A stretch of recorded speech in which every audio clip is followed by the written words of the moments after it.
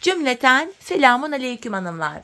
Divapatik YouTube kanalıma hepiniz hoş geldiniz. Bugün birlikte dolamalı, kedili çok güzel bir 5 şiş patik yapacağız. Ben patiğimde piyasada rahatlıkla bulabileceğiniz normal patiklik iplerden kullandım. Ana rengim krem, kedilerim için de ortalama 3'er metre kadar pembe ve mavi iplerim var. İplerimi şöyle kenara alıyorum. Şişlerim 3 numara. Hemen modelimi de göstereceğim. İşte hanımlar, patiğimiz bu şekilde. Çok güzel, çok tatlı bir model oldu. Ben çok beğenerek yaptım. Bu şekilde. Evet hanımlar, bu patik benim elimin ölçülerine göre 37, 38 ve 39 numara ayaklar için uyumlu oldu. Patiğimi şöyle bir kenara alıyorum. Her zaman olduğu gibi burun kısmından patiğimize başlayacağım. 12 ilmek olarak hemen 12 ilmeğimi atacağım hanımlar. Şu ikinci ilmeğim 3, 4, 5, 6, 7, 8, 9, 10, 11 ve bir ilmek daha atıyorum 12. 12 ilmeğimi attım. Geri dönüyorum. Arka yüzdeyiz. Arka yüzde kenar ilmeğini örmeden alıyorum. Diğer ilmeklerimi ters olarak örüyorum.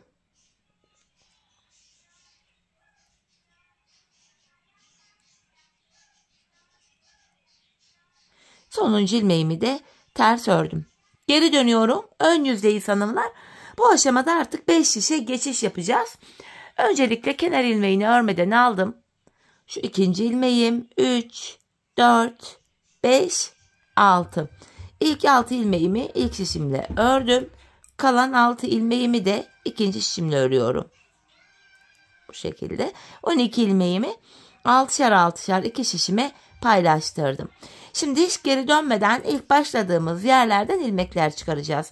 İlk ilmeğimi hemen şu kenara girerek ilmeğin iki kanadına birden girerek çıkartıyorum. Devamında ilmek çıkartabilmek için de tığımdan yardım alacağım. Başlangıç yerlerine girerek ilmek çıkartıyorum. Şişime takıyorum. Başlangıç yerine ilmeğin iki kanadına birden girerek ilmek çıkaralım hanımlar.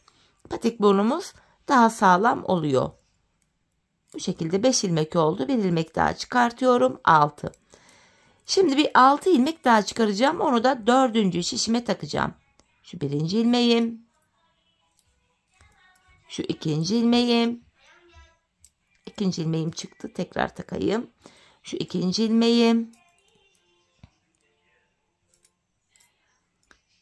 Şu üçüncü ilmeğim. 4. Şu 5. ilmeğim. Ve hemen şurada kenara girerek bakın. Buraya girerek buradan da bir ilmek çıkartıyorum. 6.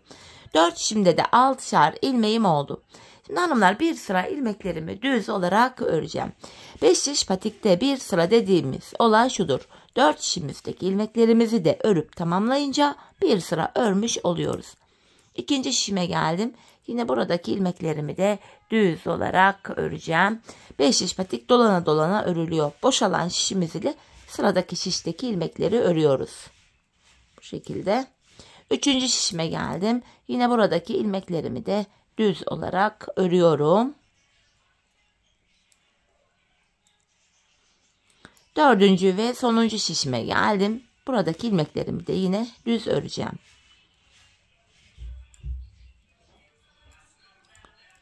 Bu şekilde.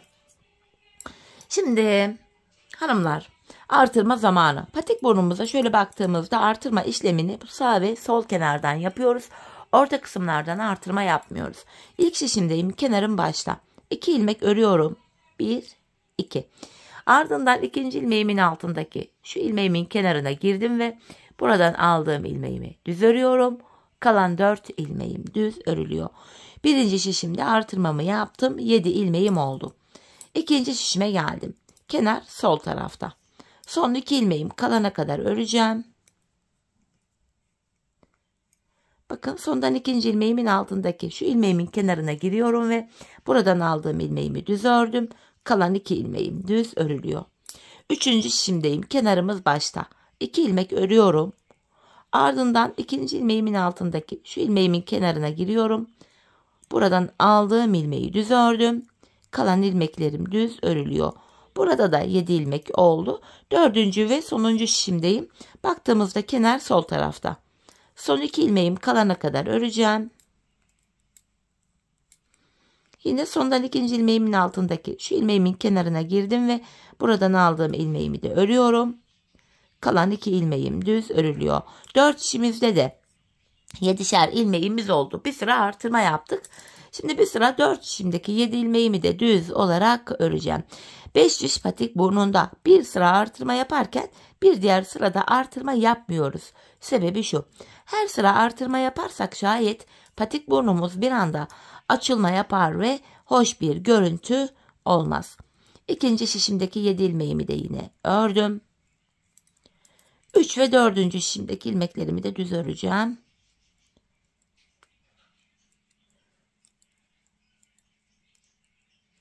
Evet, 3. şişimi de ördüm. 4. şişimdeyim. Buradaki ilmekleri de düz olarak örüyorum. Böylece bir sıra ilmeklerimizi düz örmüş olduk. 4 şişimizi de tamamladık. Tekrar artırma zamanı. Yine ilk şişimdeyim. Kenar başta. 2 ilmek örüyorum. Ardından ikinci ilmeğimin altındaki şu ilmeğimin kenarına giriyorum ve buradan aldığımı düz ördüm. Kalan 5 ilmeğim düz örülüyor. Burada 8 ilmeğimiz oldu. 4 şişteki ilmek sayıları da eşit oluyor. İkinci şişimdeyim. Kenarımız sol tarafta. Son 2 ilmeğim kalana kadar öreceğim. Artırmamı yapacağım. Bakın sondan ikinci ilmeğimin altına şuraya girdim ve buradan aldığım ilmeğimi düz örüyorum. Kalan 2 ilmeğim düz örülüyor. Burada da 8 ilmek oldu. Üçüncü şişimdeyim. Kenar başta. 2 ilmek örüyorum. Ardından ikinci ilmeğimin altında şu ilmeğimin kenarına girdim ve buradan aldığım ilmeğimi de düz örüyorum. Kalan 5 ilmeğim düz örülüyor. İlk 3 şişimde 8'er ilmeğim oldu. 4. ve sonuncu şişimdeyim. Kenar solda. Son 2 ilmeğim kalana kadar öreceğim. Sondan ikinci ilmeğimin altına şuraya giriyorum ve buradan aldığım ilmeğimi düz ördüm. Kalan 2 ilmeğim düz örülüyor. 4 şişte de 8'er ilmeğimiz oldu. Bir sıra artırma yaptık. Şimdi bir sıra ilmekleri düz öreceğiz. Bir sonraki sıra artıracağız. Düz öreceğiz, artıracağız. Patik burnumuzu bu şekilde tamamlayacağız. Hanımlar, ben bu patiğimde her bir şişimde 14'er ilmeğim olana kadar artırmalarımı yaptım. Modelimi kurdum. Zaten tek renk bir patik olması itibariyle de esnek bir yapıya sahip. Şimdi hep birlikte her bir şişimizde 14'er ilmeğimiz olana kadar artıralım, gelelim, ardından modelimize başlayalım. Evet hanımlar, her bir şişimde 14'er ilmeğim olana kadar artırmalarımı yaptım. Artırmadan sonra bir sırada 4 şişimdeki 14 ilmeğimi düz ördüm. Modelimize başlayacağız. Modelimiz toplamda 23 sıradan oluşuyor. Ön yüzde ilk şişimize pembe kedimizi, ikinci şişimize de mavi kedimizi yapacağım. Öncelikle kenardan 3 ilmeğimi krem ipim ile örüyorum. 3 ilmek ördüm. Dolamalara geçiyoruz. Şöyle pembe ipimi alıyorum hanımlar. Pembe ipimi dolama tekniği yapacağız. İpimin ucunu şöyle arka yüzde bırakıyorum. İlmeklerimin etrafında pembe ipimi döndüreceğim. Şöyle bakın. Aradan geçirerek buradaki ilmeğimin etrafında bir kere, tekrardan aradan çıkartıp öne geçirdim. 2 kere dolandırdım. Dolama yaptığım ilmeğimi örüyorum. Burada 5 ilmeğe dolama yapacağız hanımlar. Şimdi sıradaki ilmeği yapıyorum. Bakın aradan çıkararak şöyle pembe ipimi ilmeğimin etrafında dolandırıyorum ve dolama yaptığım ilmeğimi krem ipim ile düz örüyorum. 3. ilmeğime dolama yapacağım. İlmeklerimizin etrafında 2 kere renkli ipimizi dolandırıyoruz. Şimdi de 4. ipime dolamamı yapıyorum. Şöyle dolama yaptığım ilmeğimi ördüm. 5. ve sonuncu ilmeğime de yine dolamamı yapıyorum. Bu şekilde. Artık dolama yapacağım ilmek o kalmadığı için 5. ilmeğimi de yaptım. Pembe ipimi arkada bıraktım. Dolama yaptığım ilmeğimi örüyorum. Kalan 6 ilmeğimi düz olarak öreceğim krem ipimle. Modelimizin 1. sırası hanımlar. 2. şişimdeyim. Buraya da mavi kedimizi kuracağız. Burada da ilk 6 ilmeğimi öreceğim. 1, 2, 3, 4, 5, 6. Mavi ipimi alıyorum. Buraya da yine 5 ilmek dolama yapacağım. Mavi ipim ile. Şu şekilde bakın mavi ipimin ucunu şöyle arkada bıraktım. İlmeğimin etrafında 2 kez dolandırıyorum. Mavi ipim önde bekliyor hanımlar. Ön yüzde şu anda. Dolama yaptım. İlmeğimi ördüm. Tekrardan ikinci ilmeğime de dolama yapıyorum. Mavi ipim yine bakın önde bekliyor. Tekrar dolama yaptım. İlmeğimi ördüm. Şu üçüncü ilmeğime de yine dolamamı yapıyorum. Dolama yaptığımız ilmeklerimizi ana renk ipimiz ile örüyoruz hanımlar. Şu dördüncü ilmek dolamam. Şu da 5. ilmek dolamam. Dolama yapacağım ilmek bitti. Mavimi arkada bıraktım. Dolama yaptım. İlmeğimi örüyorum. Kalan 3 ilmeğim düz örülüyor. İlk sırasını yaptık hanımlar patiğimizin. Patiğimizin tabanında hiçbir işlem yok. İlmeklerimiz düz olarak örülüyor. Sadece ön yüze model kurulumu yapıyoruz. Tabanı düz örüyoruz. Bu nedenle videonun devamında artık bu düz yerleri göstermeyeceğim. Keseceğim. Bu düz yerleri gösterip de videoyu gereksiz yere uzatmak ve sizleri de sıkmak istemiyorum. Sizler videonuzu durdur oynat yaparak patiğinizi kolayca yapabilirsiniz. Bu şekilde ilmeklerimizi düz örüyoruz. Evet hanımlar, ön yüzdeyim ve modelde ikinci sıramız. Bu sıramızda ilk 2 ilmeğimi krem ile öreceğim. 1, 2. Şimdi şu pembe ipimi alıyorum.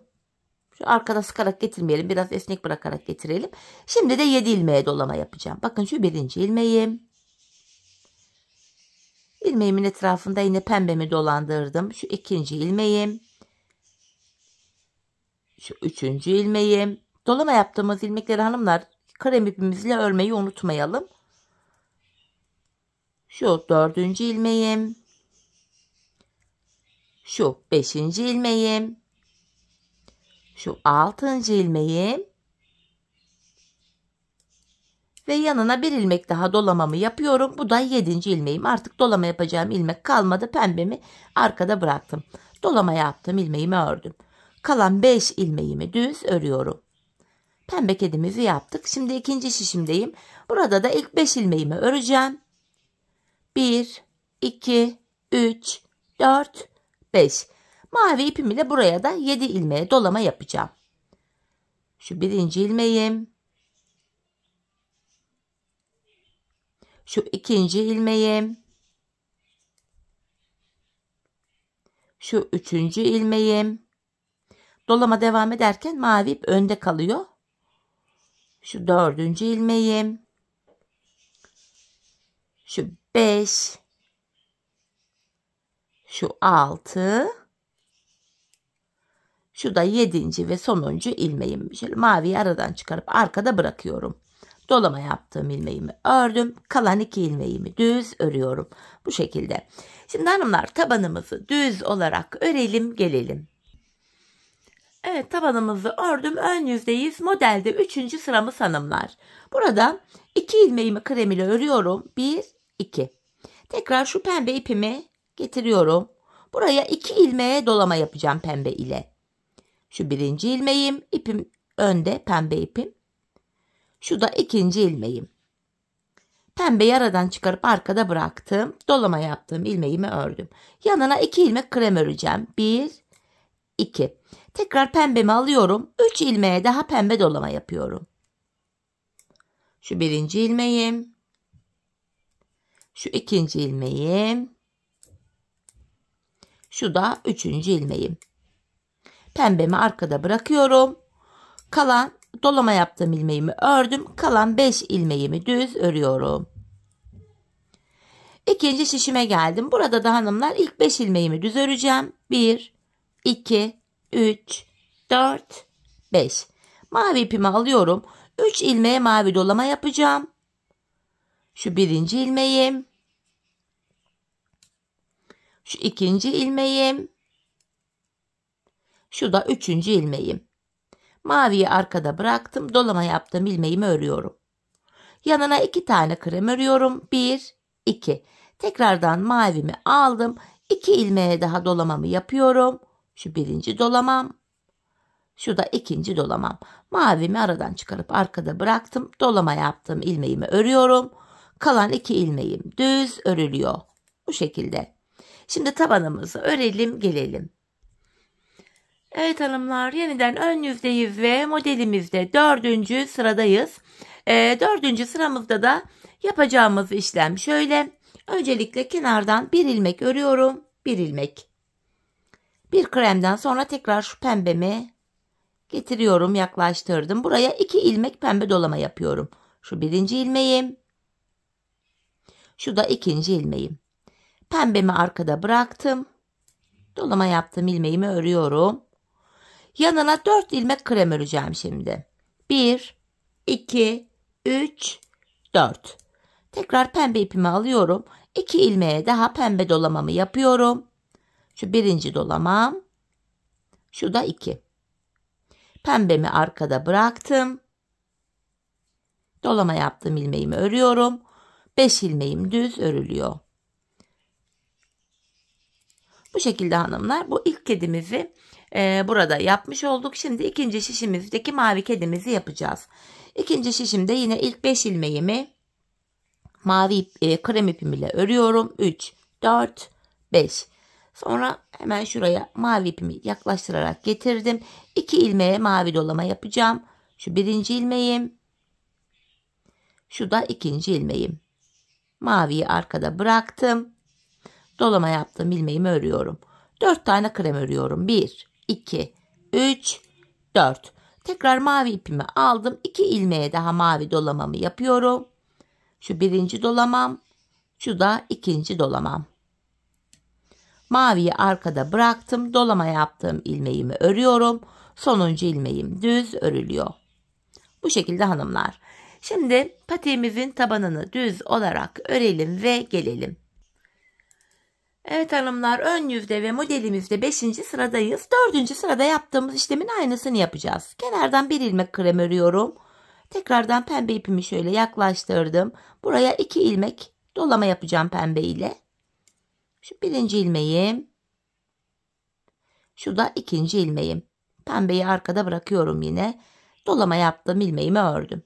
4 tane kremim var. 2, 3, 4. Tekrar pembemi alıyorum. 2 tane pembe dolamamı yapıyorum. Şu birinci pembe dolamam. Şu da ikinci. Pembemi arkada bıraktım. Dolama yaptım. İlmeğimi ördüm. 5 ilmeğim düz örülüyor. Krem ipimiz ile. İkinci şişime geldim. Burada da ilk 5 ilmeğimi düz öreceğim. 1, 2, 3, 4, 5. Mavi ipimi getiriyorum hanımlar. Şöyle yaklaştırdım. Buraya 2 tane mavi dolama yapıyorum. Şu birinci dolamam. Şu da ikinci dolamam. Dolama yaptım. İlmeğimi ördüm. 1, 2, 3, 4 kremimi ördüm. Bakın buraya 2 tane daha mavi dolamamı yapacağım. Şu birinci mavi dolamam. Şu da 2. Mavi ipimi artık arkada bırakıyorum. Dolama yaptığım ilmeğimi ördüm. Son bir ilmeğimi de düz örüyorum. Patiğimizin tabanını örelim gelelim hanımlar. Evet hanımlar, yeniden ön yüzdeyiz ve modelimizde 6. sıradayız. Bu sıramızda ilk 4 ilmeğimi krem ipim ile örüyorum. 1, 2, 3, 4. Ardından pembe ipimi aldım. 7 ilmeğe dolama yapacağım. 7. Şu birinci ilmeğim. Şu ikinci ilmeğim. Şu üçüncü ilmeğim. İlmeğimi yarım almışım burada, onu düzelttim. Üçüncü ilmeğimi de düz ördüm. Şu dördüncü ilmeğim. Şu beşinci ilmeğim. 6 ve 7. ilmeğim. Pembemi artık arkada bıraktım. Dolama yaptığım ilmeğimi örüyorum. Kalan 3 ilmeğim de düz örülüyor. İkinci şişime geldim. Burada da ilk 3 ilmeğimi krem ile örüyorum. 1, 2, 3. Mavi ipimi aldım. Arkadan kontrollü bir şekilde yaklaştırıyorum. Bu aşamada maviyi bakın arkada esnek bıraktım hanımlar. Gizleyerek gideceğiz. Çünkü ip boyu uzun kaldı burada. 7 tane dolama yapıyorum. Şu birinci dolamam. Şu ikinci dolamam. Şu üçüncü dolamam. Şu dördüncü dolamam. Bu dördüncü ilmeğimi örerken hanımlar bakın şöyle öreceğim. Şu arkadan ki mavi ipimizin altından da girerek dolama yaptığım ilmeğimi bu şekilde krem ipimle örüyorum. Arkada ip boyu uzun kalmasın diye uzun olan iplerde öyle yapacağız. Şu beşinci dolamam. 6 ve bir ilmeğe daha dolamamı yapıyorum. 7. Mavimi arkada bıraktım. Dolama yaptığım ilmeğimi örüyorum. Kalan 4 ilmeğim yine düz örülüyor. Bu şekilde. Şimdi tabanımızı örelim gelelim. Evet hanımlar, yeniden ön yüzde ve modelimizde 7. sıradayız. Bu sıramızda artık pembe kedimizin içine mavi kalp, mavi kedimizin içine pembe kalp yapacağız. Bunun için de 2 tane şöyle küçük ip kestim. Öncelikle bu sıramda hanımlar ilk 3 ilmeğimi krem ipimle öreceğim. 1, 2, 3. Sonra yine şu pembe ipimi alıyorum. 6 tane dolama yapacağım şimdi. 6 ilmek dolama. Şu birinci dolamam. Şu ikinci dolamam. Şu üçüncü dolamam. Şimdi bu dolamayı örerken şu alttaki pembe ipin altından da şişimi takarak öreceğim hanımlar. Bakın şöyle arkada ipin boyunu keselim kısaltmak için. Şu dördüncü dolamam. 5 ve bir ilmeği daha dolamamı yapıyorum. 6.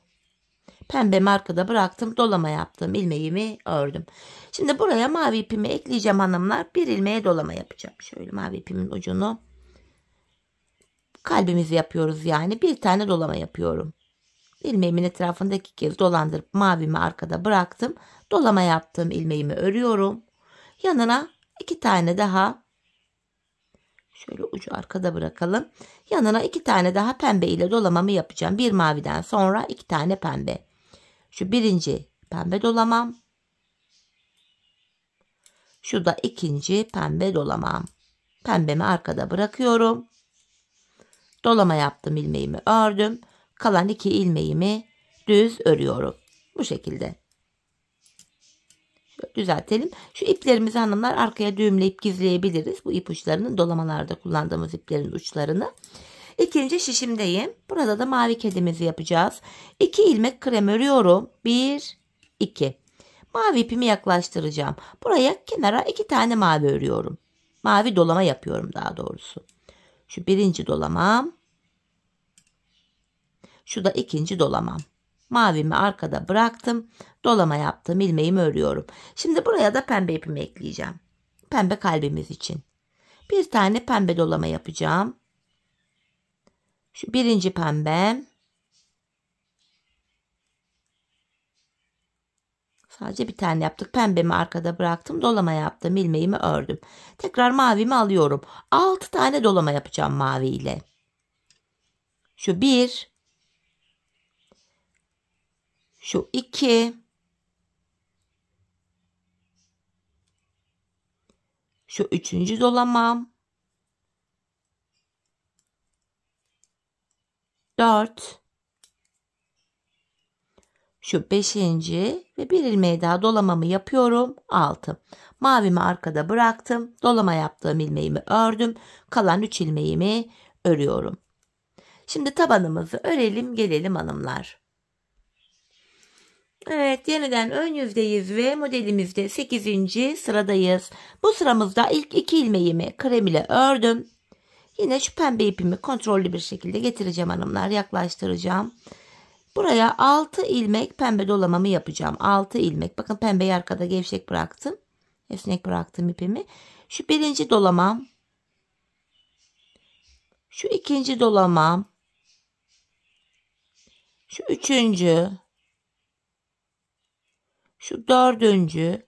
Yine bu ip örerken şu alttan pembenin altına girerek öreyim. Arkada ip boyu böyle uzun uzun kalmasın. Şöyle alıp rahat görebileyim. Bakın arkada pembenin boyu uzun kalmıyor böylece. 4 tane olmuştu. Şu 5. pembe dolamam. Bir tane daha dolama yapıyorum. 6. 6 tane pembe dolamamı yaptım. Pembemi arkada bırakıyorum. Dolama yaptım. İlmeğimi ördüm. Buraya 3 tane mavi dolama yapacağım şimdi de. 3 ilmeğe. Şu 1. mavi dolamam. Şu 2. Şu da 3. Mavimi arkada bıraktım. Dolama yaptım. İlmeğimi örüyorum. Tekrar pembemi aldım. 2 tane daha pembe dolamamı yapıyorum. Şu 1. pembem. Şu da 2. pembem. Pembemi arkada bıraktım. Dolama yaptım. İlmeğimi örüyorum.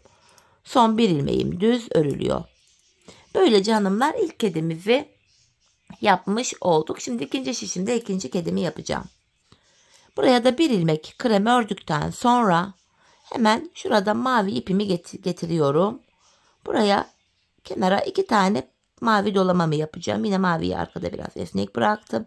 2 mavi dolama yapıyorum. Şu 1. mavi dolamam. Şu da 2. mavim. Maviyi arkada bırakıp dolama yaptım. İlmeğimi ördüm. Şimdi ortadaki kalbi yapacağız. Şu pembe ipimi alıyorum. Buraya 3 tane pembe dolama. Şu 1. pembem. Şu 2. pembe. Şu da 3. pembem. Pembemi arkada bıraktım.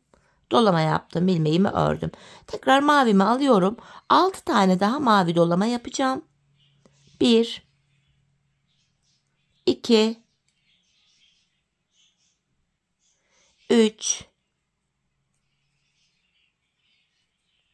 4 5 ve bir ilmeğe daha dolamamı yapıyorum. 6. Mavimi arkada bıraktım. Dolama yaptığım ilmeğimi örüyorum. Kalan 2 ilmeğim düz örülüyor. Bu şekilde. Tabanımızı örelim gelelim. Evet hanımlar, modelimizde şimdi 9. sıradayız. Bu sıramızda 2 ilmek krem ipimle ördükten sonra pembemi getiriyorum yine.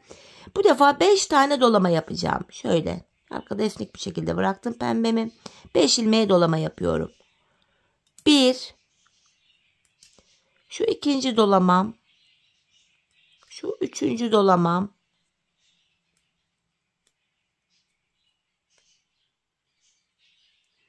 4 ve bir ilmeğe daha dolamamı yapıyorum. 5. Pembemi arkada bırakıyorum. Dolama yaptığım ilmeğimi ördüm. Şimdi mavimi alacağım hanımlar. Şöyle alttan mavimi getiriyorum. Şimdi de 5 tane mavi dolamam var. Kalbimin 3. sırası oluyor bu. 5 ilmeğe dolama yapacağım mavi ipim ile. Şu 2. mavi dolamam. 3. Şu 4. ve bir ilmeğe daha dolamamı yapıyorum. 5.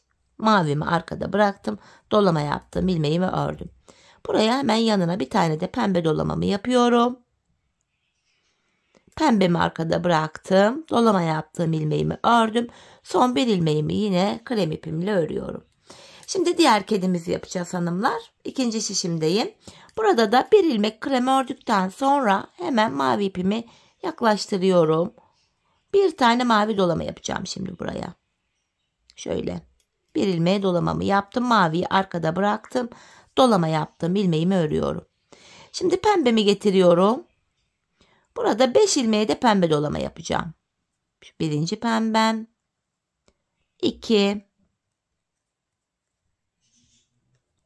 3 4 ve 5. Pembemi arkada bıraktım. Dolama yaptım. İlmeğimi ördüm. Tekrar mavimi alıyorum. 5 ilmeğe daha mavi dolama yapacağım şimdi. Şu 1. dolamam. 2. dolamam. 3. Dördüncü. Ve bir ilmek daha doluyorum. 5. Mavimi arkada bıraktım. Dolama yaptığım ilmeğimi ördüm. Kalan 2 ilmeğimi düz örüyorum. Şimdi tabanımızı örelim gelelim hanımlar. Evet hanımlar, modelimizde 10. sıraya geldik. 10. sırada 9. sıradaki işlemin aynısını yapacağız hanımlar. 2 tane kremimi örüyorum. 5 tane pembe dolamamı yapacağım. Şöyle pembemi aldım. 5 ilmeğe pembe ipimle dolamamı yapıyorum. 1 2 şu üçüncü, şu dördüncü, şu da 5. Pembemi arkada bıraktım. Dolama yaptığım ilmeğimi ördüm. Şimdi de 5 tane mavim. Şöyle maviyi alıyorum. Şu birinci mavi. 2 3 4. Dolama yaptığımız ilmeklerimizi krem ipimizle örüyoruz. Şurada 5. sonuncu mavim. Ve son buraya bir tane de pembemi alıyorum. Pembe ile bir ilmeğime dolama yapıyorum. Ve pembemi şöyle dolandırıp arkada bıraktım. Dolama yaptığım ilmeğimi ördüm. Sonuncu ilmeğimi krem ile örüyorum. Şimdi diğer şişteki mavi kedimizi yapacağız. İlk ilmeğimi krem ile ördükten sonra hemen mavi ipimi alıyorum yine. Şöyle yaklaştırdım. Buraya hanımlar bir ilmeğe mavi dolamamı yapacağım. Şimdi bir ilmek. Mavi ipimi 2 kez dolandırıp arkada bıraktım. Dolama yaptığım ilmeğimi krem ipimle örüyorum. Şöyle. Tekrar buraya 5 tane pembe dolamamı yapacağım. Şöyle pembemi alıyorum. Şu birinci dolamam.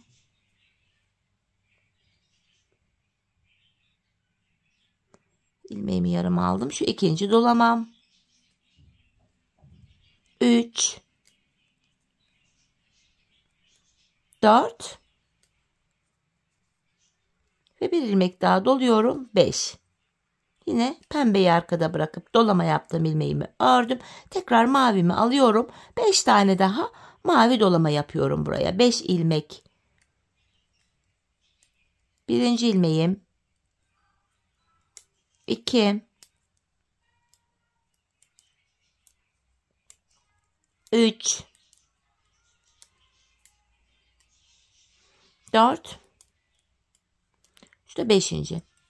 Dolama yaptığım ilmeğimi ördüm ve kalan 2 ilmeğimi düz olarak örüyorum. Tabanımızı örelim gelelim hanımlar. Evet hanımlar, modelimizde yeniden ön yüzde ve 11. sıradayız. 2 tane krem örerek başlıyorum. Pembe ipimi aldım. Buraya 6 ilmeğe pembe dolama yapacağım. 6 ilmek. Şu birinci dolamam. 2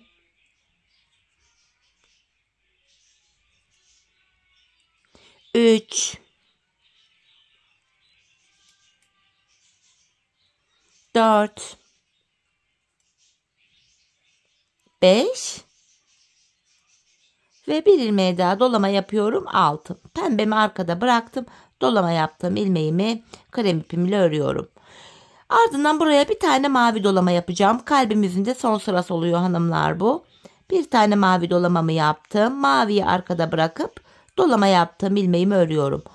Yanına bir tane pembe dolamamı yapacağım. Bir ilmeğe şöyle pembe ipimi dolandırıp arkada bıraktım. Ve yine dolama yaptığım ilmeğimi örüyorum. Tekrardan bir tane daha mavi dolamamı yapacağım buraya. Şöyle mavi ipimi alıyorum. İlmeğimin etrafında 2 kez dolandırdım. Mavimi arkada bıraktım. Dolama yaptığım ilmeğimi ördüm. Tekrar pembemi alıyorum. 2 tane pembe dolamamı yapıyorum. Şu birinci dolamam. Şu da ikinci dolamam. Pembemi arkada bıraktım ve dolama yaptığım ilmeğimi düz örüyorum. Kalan bir ilmeğimi yine krem ile ördüm. Şimdi geldim bir diğer kedime. İlk ilmeğimi krem ile ördükten sonra yine mavi ipimi şöyle yaklaştıracağım. Şu kenardan. Bu kenara 2 tane mavi dolama yapacağım hanımlar. Şöyle. Şu birinci dolamam. Şu da ikinci dolamam. Mavimi arkada bıraktım. Dolama yaptım. İlmeğimi örüyorum. Burada da kalbimizi yapacağız şimdi. Pembe ipimi alıyorum. Bir tane dolama yapıyorum pembeyle. Şöyle dolama yaptım, ilmeğimi ördüm. Yanına bir tane mavi, bir ilmeğe dolama yapıyorum. Tekrar maviyi arkada bırakıp dolama yaptığım ilmeğimi ördüm. Bir tane daha pembe yapacağım şimdi. İlmeğimin etrafında pembe ipimi 2 kez şöyle dolandırıyorum ve pembemi arkada bıraktım. Artık kalplerimiz bitti hanımlar. Burada kullandığımız pembeyi ve burada kullandığımız maviyi kesebiliriz. Tekrar mavi ipimi aldım. 6 ilmek dolamamı yapacağım şimdi. Şu birinci ilmeğim, şu ikinci ilmeğim, şu üçüncü ilmeğim, 4, 5 ve bir ilmek daha yapıyorum, 6. Maviyi artık arkada bıraktım. Dolama yaptım, ilmeğimi ördüm ve kalan 2 ilmeğimi de düz örüyorum. Şimdi patiğimizin tabanını örelim gelelim hanımlar. Evet hanımlar, yeniden ön yüzde ve modelimizde 12. sıradayız. 2 ilmek kremimi ördükten sonra pembe ipimi alıyorum. 11 ilmeğe pembe dolama yapacağım. 11 ilmek. Şöyle arkada gevşek bir şekilde bıraktım pembe ipimi. 11 tane dolama yapıyorum. 1, 2, 3, 4. Şu 5. ilmeği örerken yine pembenin altından girerek öreceğim hanımlar. Devam ediyorum. 6. ilmeğim, 7,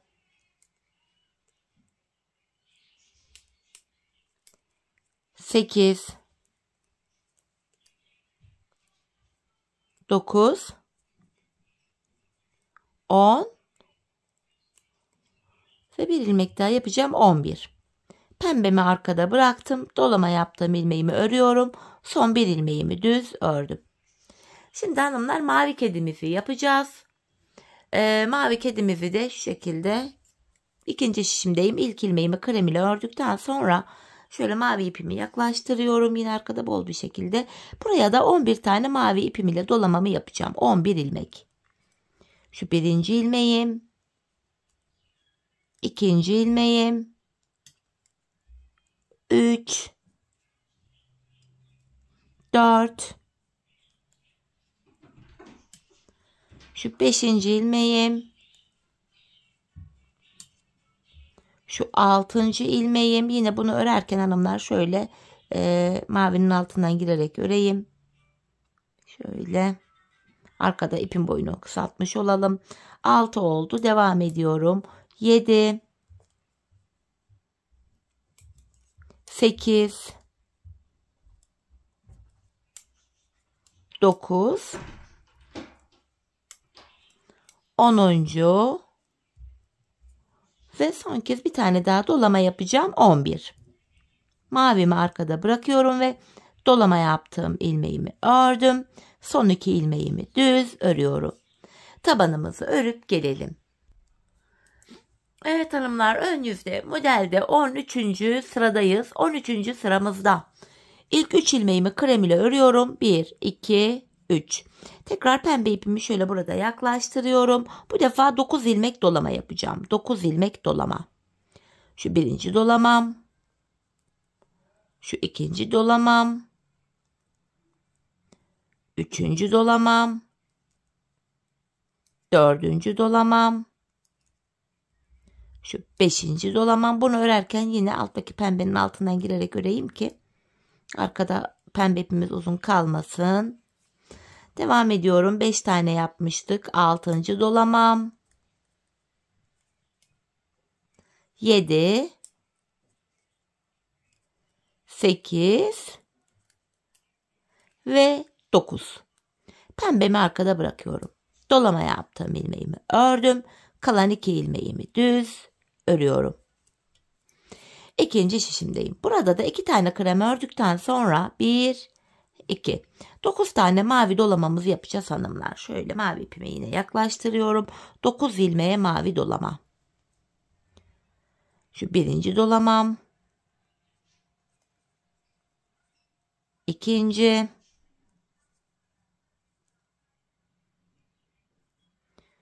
Şu üçüncü. Dördüncü. Beşinci. Şu altıncı. Yine bu aşamada bakın alttaki mavinin altından girerek örüyorum. Dediğim gibi ip boylarını arkada kısaltmak için 6 tane yapmıştık. 7. 8. ve 9. Mavi markada bıraktım. Kalan 3 ilmeğimi kremim ile örüyorum hanımlar. Tabanımızı düz olarak örelim gelelim. Evet hanımlar, ön yüzde ve modelimizde 14. sıradayız. Bu sıramızda hanımlar yapacağımız işlem şu: 13. sırada yaptığımız işlemin aynısını yapacağız. Yani burada ilk 3 ilmeğimi krem ile öreceğim. 1, 2, 3. 9 ilmek dolama yapacağım pembe ile. Şöyle pembemi yine yaklaştırıyorum. 9 ilmeğe dolamamızı yapacağız. 14. sıramız. Birinci dolamam. İkinci dolamam. Şu üçüncü dolamam. Bu aşamada yine şu pembenin altına girerek örmek istiyorum. Şu dördüncü dolamam. 5, 6, 7, 8, 9. Pembemi arkada bıraktım. Dolama yaptığım ilmeğimi ördüm. Kalan 2 ilmeğimi düz örüyorum. Diğer şişimde mavi kedimizi yapacağız. Şöyle iplerimi bir açayım. Burada da yine hanımlar şöyle 2 ilmeğimi örüyorum. 1, 2. Mavi ile yine aynı işlemi yapacağız. Yani 9 ilmeğe dolama. Şöyle getirdim mavi ipimi. Şu birinci dolamam. Şu ikinci dolamam. Şu üçüncü dolamam. Şu dördüncü. Bu aşamada yine şöyle mavimin altından girerek örmek istiyorum. Devam ediyorum. 5. mavi dolamam. 6, 7, 8 ve 9. Mavimi arkada bırakıyorum. Dolama yaptığım ilmeğimi ördüm.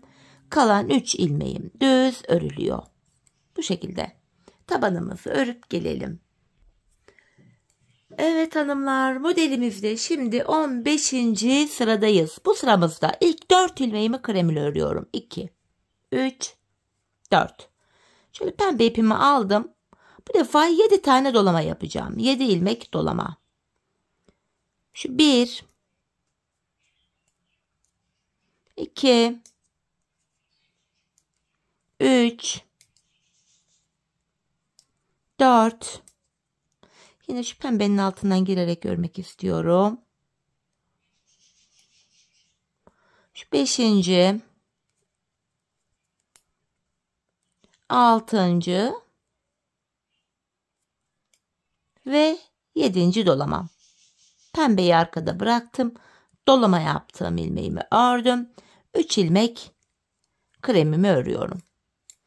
İkinci şişimdeyim. Burada da ilk 3 ilmeğimi krem örüyorum. 2, 3. Mavi ipimi aldım. Buraya da 7 ilmeğe mavi dolama yapacağım. 7 ilmek. Birinci ilmeğim. İkinci ilmeğim. Üçüncü ilmeğim. Şu 4. ilmeğim. Yine mavinin altından girerek şu şekilde örmek istiyorum.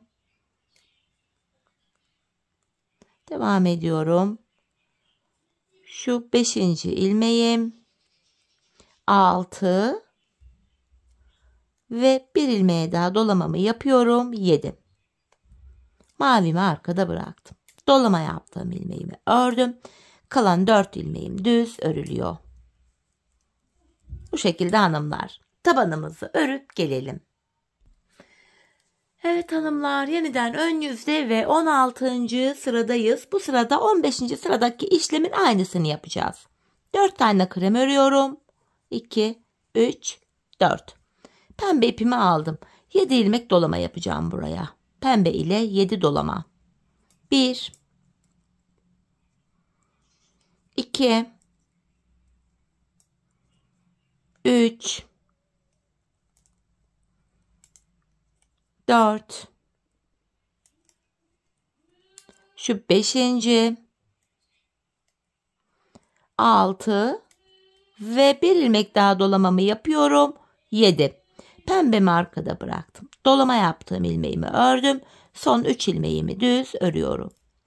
İkinci şişimdeyim. Mavi kedimize geldik. İlk 3 ilmeğimi krem ile örüyorum. Ardından yine buraya da 7 tane dolamamı tekrar edeceğim. Şöyle. Şu 1. dolamam.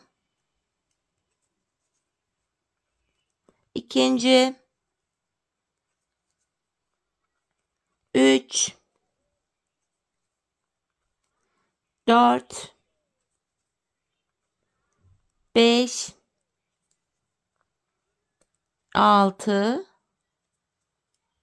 ve bir ilmek daha dolamamı yapıyorum. 7. Mavimi arkada bıraktım hanımlar. Dolama yaptığım ilmeğimi örüyorum. Kalan 4 ilmeğim de yine düz örülüyor. Bu şekilde. Tekrar tabanımızı örüp gelelim.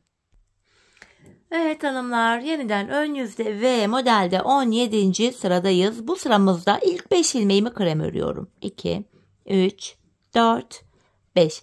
Bu defa 5 tane pembe dolama yapacağım. Şu 1. dolamam. 2, 3. 4 ve bir tane daha yapıyorum. 5. Pembemi arkada bıraktım. Dolama yaptığım ilmeğimi ördüm. Kalan 4 ilmeğimi örüyorum. Diğer şişime geçtim. Burada da ilk 4 ilmeğimi krem ile öreceğim. 1, 2, 3, 4. 5 tane mavi dolamam var. 1,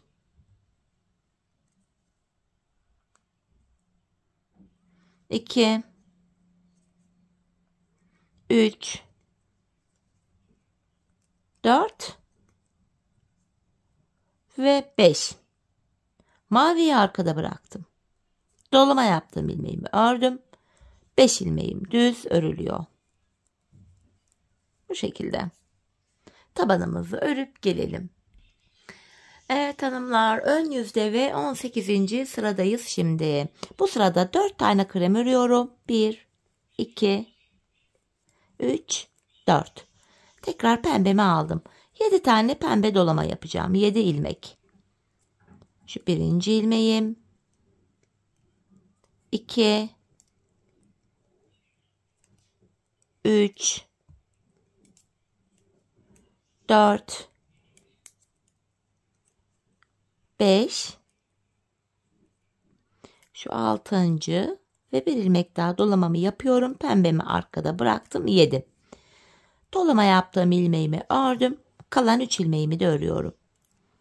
Diğer şişime geldim. Burada da ilk 3 ilmeğimi krem ile öreceğim. 1, 2, 3. Tekrar maviye aldım. Buraya da 7 tane mavi dolama yapıyorum. Şu 1. mavim. Şu 2, 3, 4,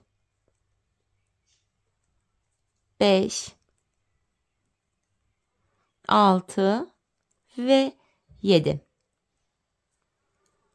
Maviyi arkada bıraktım. Dolama yaptığım ilmeğimi ördüm. Kalan 4 ilmeğimi düz örüyorum. Evet hanımlar, tabanımızı örelim gelelim. Evet hanımlar, ön yüze geldik. 19. sırayı yapacağız. Bu sıramızda ilk 3 ilmeğimi krem ile örüyorum. 1, 2, 3. Pembemi aldım. 9 ilmek dolama yapacağım hanımlar. 9 ilmek. Şu birinci ilmeğim. Şu ikinci ilmeğim. Üçüncü ilmeğim. Şu dördüncü ilmeğim. Bunu örerken yine arkada 9 ilmek olduğu için pembe ip uzun kalmasın.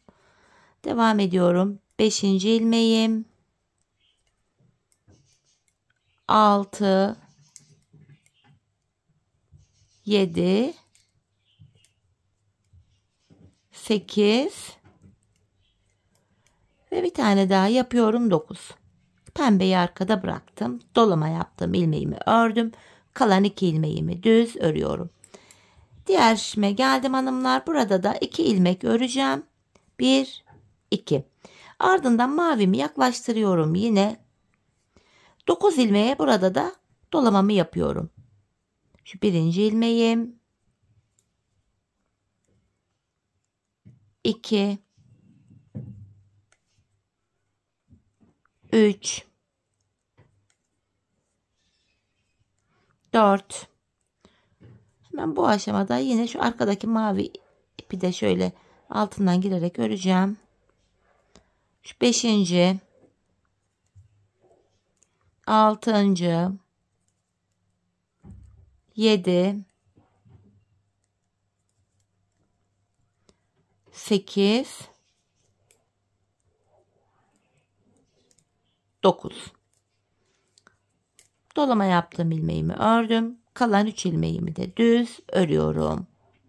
Tabanımızı örüp gelelim. Evet hanımlar, modelimizde 20. sıramıza geldik. Bu sırada 19. sıradaki işlemin aynısını yapacağız. 3 ilmek kremimi ördükten sonra yine pembemi alıyorum. 9 ilmek pembe dolama yapıyorum. 9 tane pembe dolama. Şu birinci ilmeğim. 2, 3, 4. Şu 5. ilmeği örerken yine alttan pembenin boyunu kısaltalım. Devam ediyorum. 6. dolamam. 7, 8 ve 9. Pembeyi arkada bıraktım. Dolama yaptığım ilmeğimi ördüm. Kalan 2 ilmeğimi düz örüyorum. İkinci şişime geldim. Burada da ilk 2 ilmeğimi düz öreceğim. 1, 2. Buraya da yine mavi ipimi alıyorum. 9 tane dolamamı yapacağım. 9 ilmek dolama. Şu 1, 2, 3, 4, 5, şu 6, yine şu mavinin altından girerek örmek istiyorum burada da. 7, 8 ve bir tane daha dolamamı yapıyorum 9. Maviyi arkada bıraktım. Dolama yaptığım ilmeğimi ördüm. Kalan 3 ilmeğimi düz örüyorum. Tabanımızı örüp gelelim. Evet hanımlar, şimdi de 21. sıradayız. Bu sıramızda 4 tane ilmeğimi örüyorum kenardan. 3, 4. Ortaya 7 tane pembe dolama yapacağım. 7 ilmek pembe. 1, 2, 3, 4, 5, 6 ve 7. Pembeyi arkada bırakıyorum. Dolama yaptığım ilmeğimi örüp yanındaki 3 ilmeği de yine düz örüyorum. Mavi kedideyiz. İlk 3 ilmeğimi krem ile örüyorum. 1, 2, 3. Yine buraya da 7 tane mavi dolama yapacağım. 7 ilmek. Şu birinci, 2,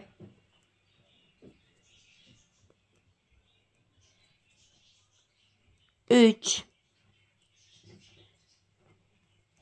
4, 5, 6 ve bir tane daha yapıyorum, 7. Maviyi arkada bıraktım. Dolama yaptığım ilmeğimi örüyorum. Kalan 4 ilmeğim düz örülüyor. Tabanımızı örüp gelelim. Evet hanımlar, modelimizde 22. sıradayız. Bu sıramızda yine ilk 4 ilmeğimi krem ile öreceğim. 1, 2, 3, 4. Pembemi alıyorum. 2 tane pembe dolama yapacağım. 2 ilmek. Şu birinci dolama. Şu da ikinci.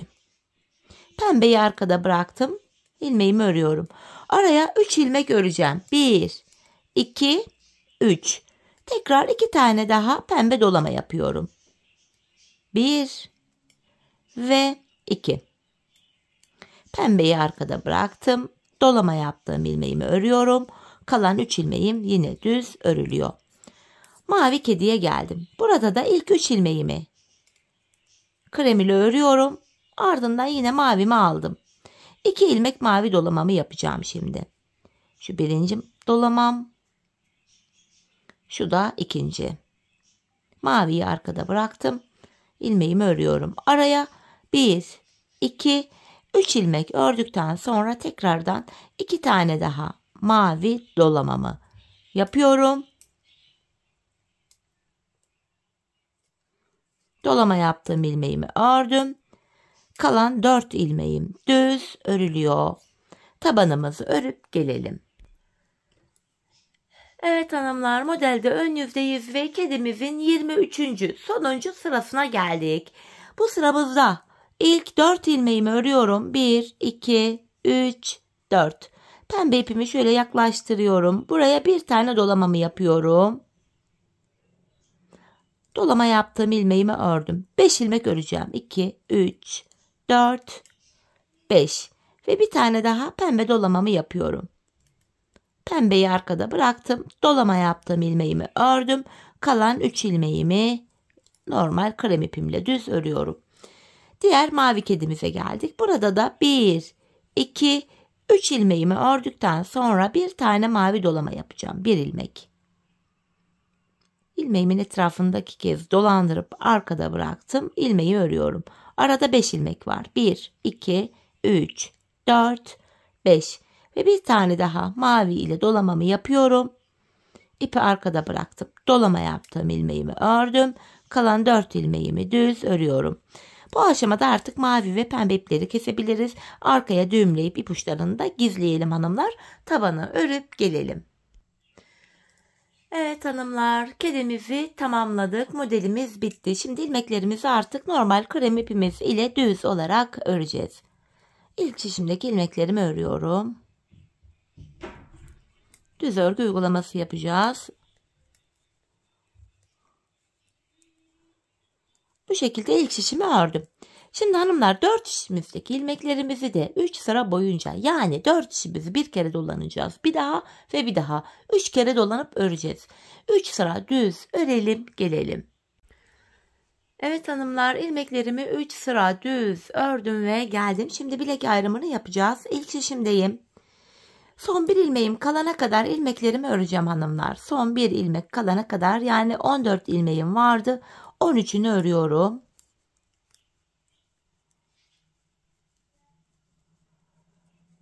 İlk şişimdeki sonuncu ilmeğim ile ikinci şişimdeki ilk ilmeğimi bilek ayrımında birbiriyle yer değiştirerek örüyorum. Bilek ayrımında böyle yapmamın sebebi şu: daha sıkı ve sağlam oluyor bu bölüm. Patiğimizin kenarlarına geldik. Ben patiğimizin kenarlarına 8'er ilmek haroşa ördüm. Ben örgümüzün hem ön hem arka yüzünde düz örgü örerek haroşalarımı elde ediyorum. İkinci şişimdeki ilk 8 haroşa ilmeği ördüm. Düz olarak ördüm. Devamında gelen diğer ilmeklerimi de yine düz olarak örüyorum hanımlar. Artık patiğimizin arka bölümüne geldik. Bu bölümde ön yüzdeysek eğer düz örgü, arka yüzdeysek de ters örgü uygulaması yapacağız. Bilek ayrımına kadar öreceğiz. Ardından geri döneceğiz. Geri döndüğümüzde arka yüzde olacağımız için ilmeklerimizi ters öreceğiz. Patiğimizin arkası sade bir şekilde örülüyor tek renk ile.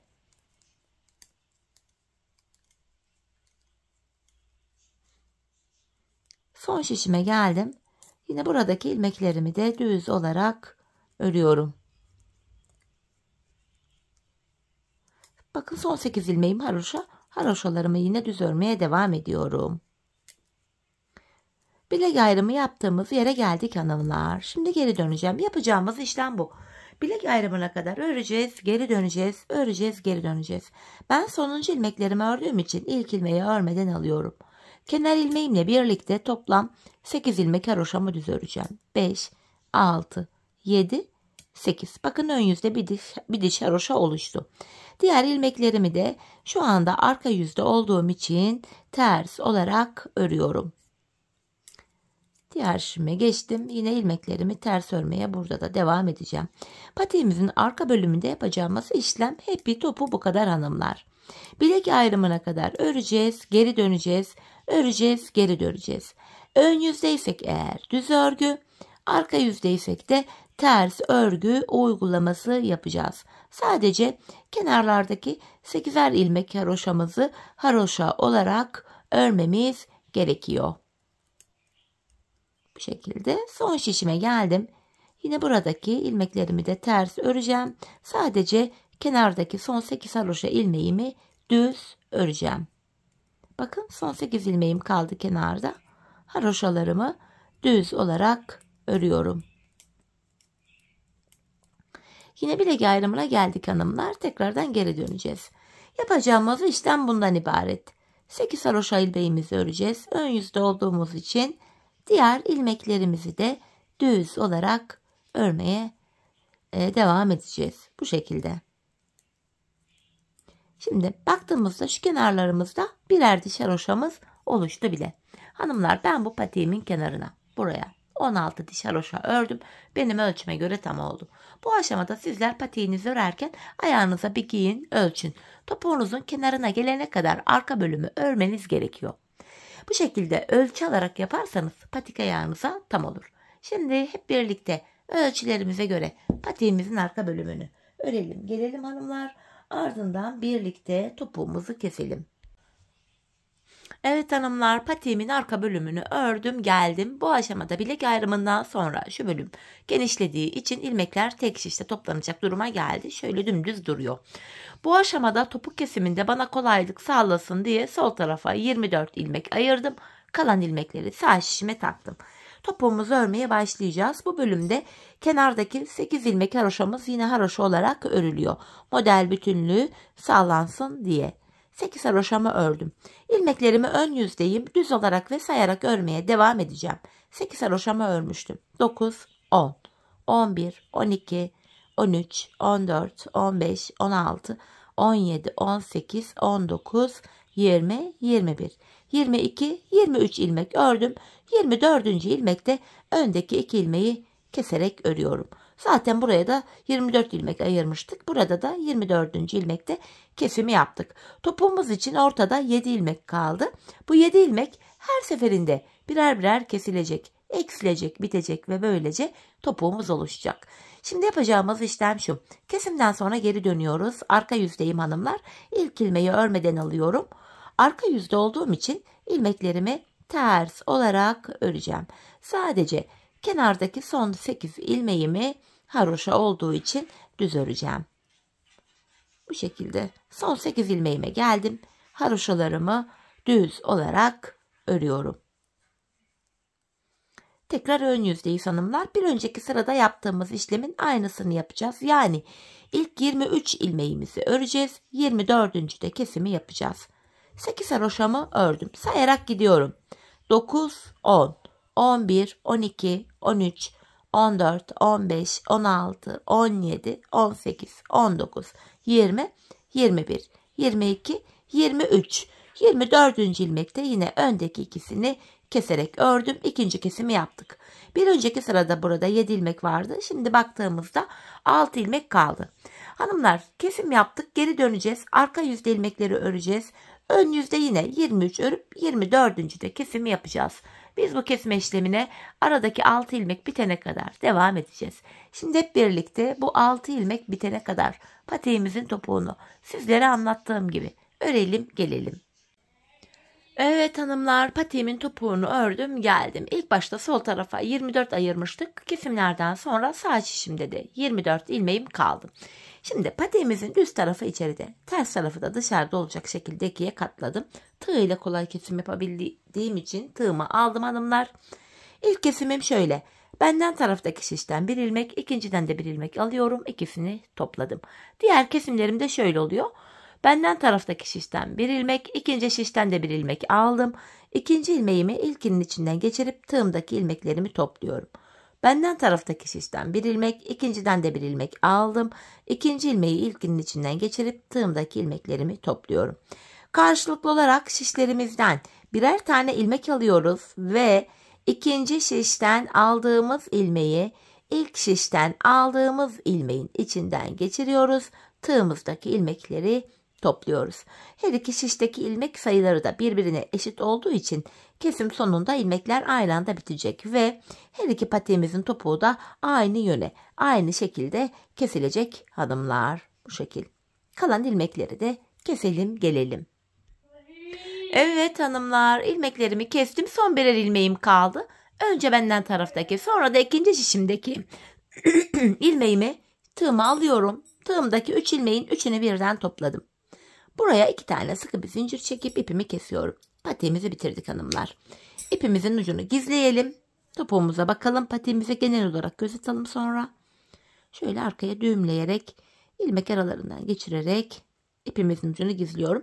Dolama yaptığım iplerimin uçlarını da yine video aralarında gizledim hanımlar. Şöyle. Patiğimiz bu hanımlar. Topuğumuzu şu şekilde göstereyim. Ayağı giyilince bakın şöyle duruyor. İzi bile belli değil. Çok şık, temiz bir görüntüsü var. Hemen manken ayağıma da giydireyim hanımlar. Patiğimizi bir de ayağımızda görelim. Gördüğünüz gibi çok tatlı cici bir patik oldu. Çeyizler için de çok uygun. Hemen giydiriyorum. Çok güzel bir modeldi hanımlar. Çok tatlı, hoş bir modeldi. Ben çok beğenerek yaptım, severek yaptım. Umarım sizler de patiğinizi benimle birlikte beğenerek, severek yaparsınız. Evet, patiğimizin mankendeki duruşu da şöyle. Bakın, ayağı da giydirdim. Bu şekilde patiğimizin arka bölümü, kenarları. Model bu. Evet hanımlar, yine birlikte güzel bir modelin daha sonuna geldik. Umarım sizlere faydalı, hoş bir video olmuştur. Yeni modellerde, yeni videolarda buluşmak dileğiyle. Şimdilik hoşça kalın, sağlıcakla kalın.